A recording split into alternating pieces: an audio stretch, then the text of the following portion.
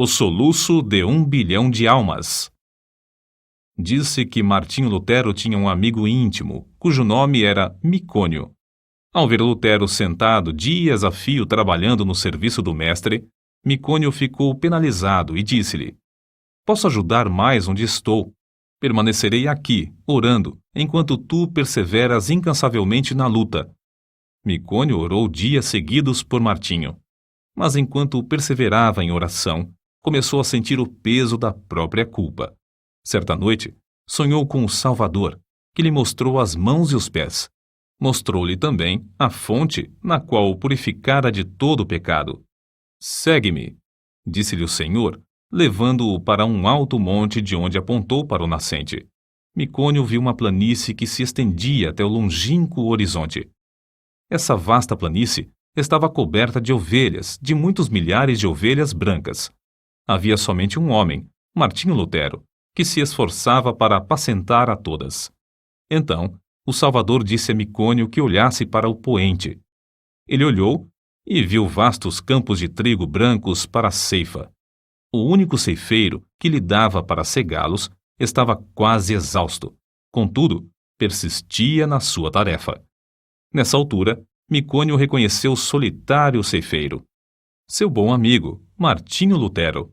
Ao despertar do sono, tomou esta resolução: "Não posso ficar aqui orando enquanto Martinho se afadiga na obra do Senhor.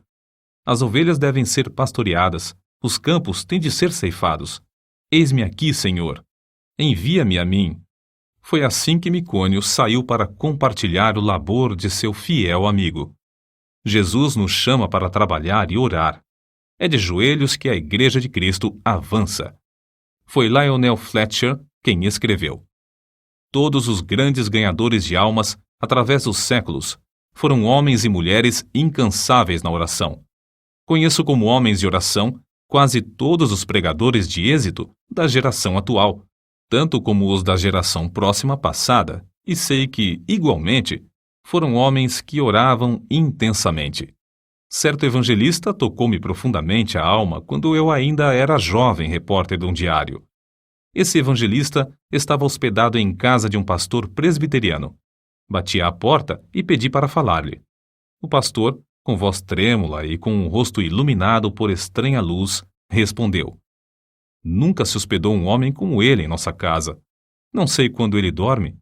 Se entro no seu quarto durante a noite para saber se precisa de alguma coisa, encontro-o orando.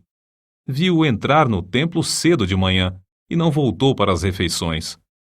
Fui à igreja. Entrei furtivamente para não perturbá-lo. Achei-o sem paletó e sem colarinho. Estava caído de bruços diante do púlpito.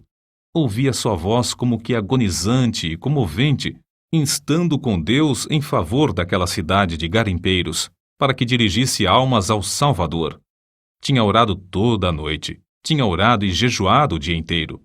Aproximei-me furtivamente do lugar onde ele orava prostrado. Ajoelhei-me e pus a mão sobre seu ombro. O suor caía-lhe pelo corpo. Ele nunca me tinha visto, mas fitou-me por um momento e então rogou: "Ore comigo, irmão. Não posso viver se esta cidade não se chegar a Deus." Pregara ali 20 dias sem haver conversões. Ajoelhei-me ao seu lado e oramos juntos. Nunca ouvira alguém insistir tanto como ele. Voltei de lá assombrado, humilhado e estremecendo. Aquela noite assisti ao culto no grande templo onde ele pregou. Ninguém sabia que ele não comera durante o dia inteiro, que não dormira durante a noite anterior. Mas, ao levantar-se para pregar, ouvi diversos ouvintes dizerem: "A luz do seu rosto não é da terra." E não era mesmo. Ele era conceituado instrutor bíblico, mas não tinha o dom de pregar.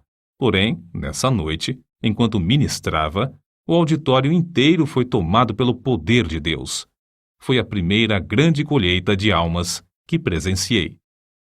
Há muitas testemunhas oculares do fato de Deus continuar a responder às orações, como no tempo de Lutero, Edwards e Judson.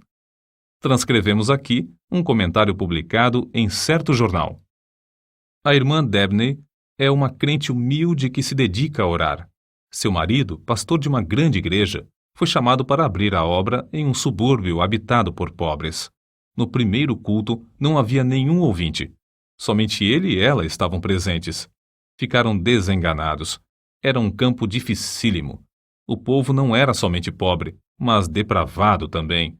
A irmã Dabney viu que não havia esperança a não ser clamar ao Senhor e resolveu dedicar-se persistentemente à oração. Fez um voto a Deus que, se ele atraísse os pecadores aos cultos e os salvasse, ela se entregaria à oração e jejuaria 3 dias e 3 noites no templo, todas as semanas, durante um período de 3 anos.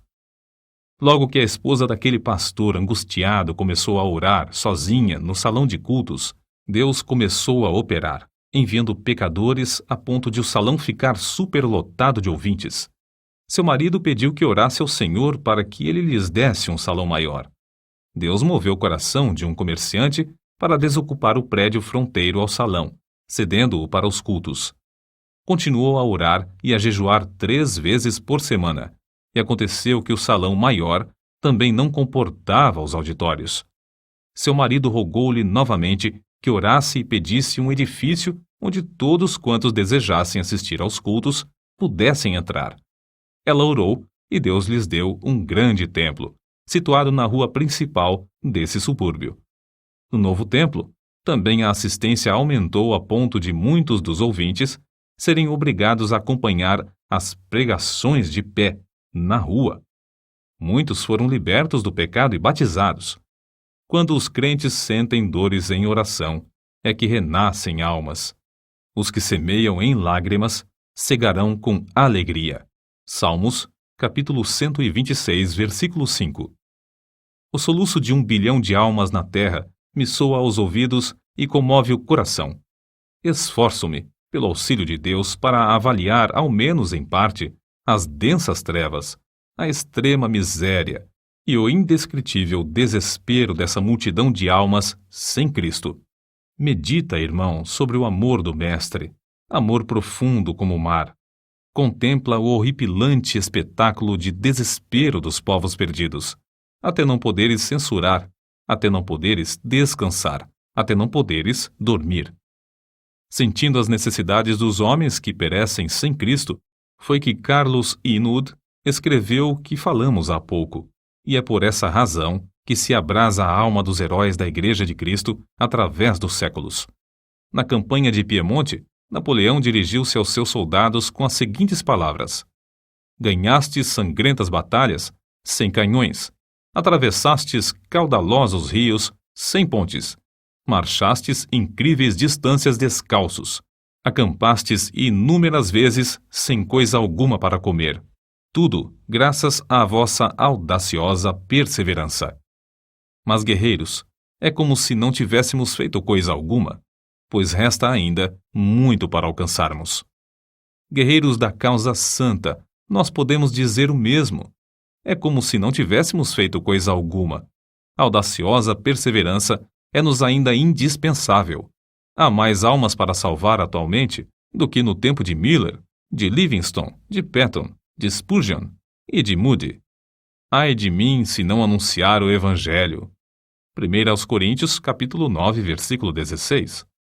Não podemos tapar os ouvidos espirituais para não ouvir o choro e os suspiros dos atuais 6 bilhões de almas na Terra, que não conhecem o caminho para o lar celestial.